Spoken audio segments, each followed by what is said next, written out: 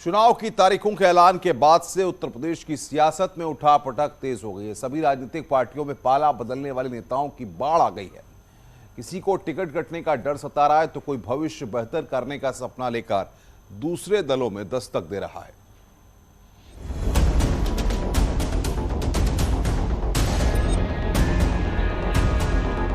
UP की सियासत में दल बदल का खेल पूरी रफ्तार से चल रहा है। पाला बदलने वाले नेताओं की फेहरिस्त लगातार लंबी हो रही है। स्वामी प्रसाद मौर्य की बगावत से शुरू हुआ सिलसिला अभी जारी है। इस लिस्ट में अब दारा सिंह चौहान का नाम भी शामिल हो गया है।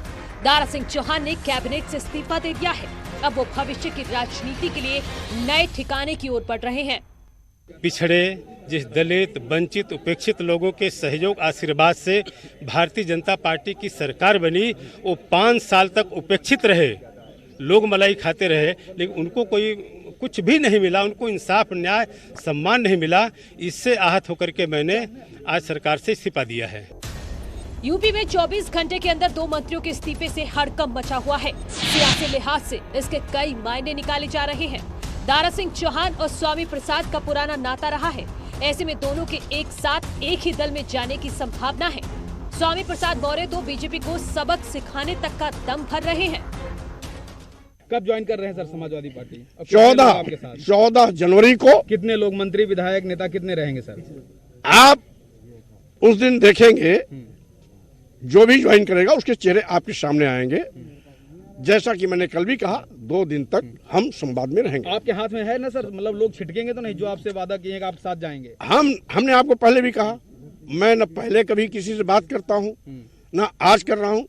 जो आएगा स्वागत। बीजेपी में बगावत की बयार बह रही है। मंत्री और विधायकों के इस्तीफे की हलचल लखनऊ से लेकर दिल्ली तक है, लेकिन बीजेपी के सीनियर नेता अपने अपने तरीके से इस मसले का समाधान करने और चुनाव में जीत हासिल करने का दम भर रहे हैं। इस प्रकार की जो आप चर्चाएं सुन रहे हैं, 2014 में भी लोग कहते थे, 2017 में भी इस प्रकार की अफवाहें उड़ाई गई थी, और 2019 में तो समाजवादी पार्टी और बहुजन समाज पार्टी के गठबंधन के बाद लोग कहने लगे थे कि अब बहुत भारी नुकसान होगा। जनता के आशीर्वाद से सर्वाधिक सीटें लेकर पार्लियामेंट में हमने देश की सरकार दोबारा बनाई। दरअसल अखिलेश यादव के पास अपना कुछ नहीं है, वो दूसरे के घरों में दूसरों की व्यवस्था को देख करके अपनी दुकान चलाना चाहते हैं।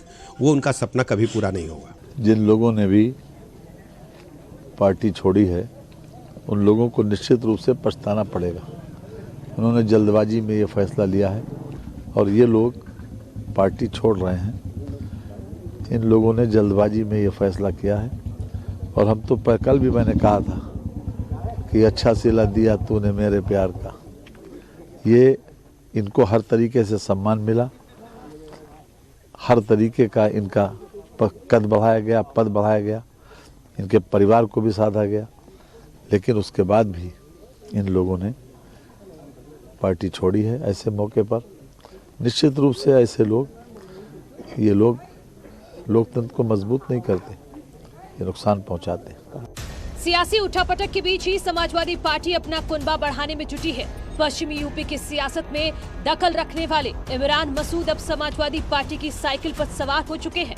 कांग्रेस को अलविदा कह चुके इमरान मसूद अब अखिलेश के आदेश पर आगे की सियासी पारी खेलने को तैयार हैं।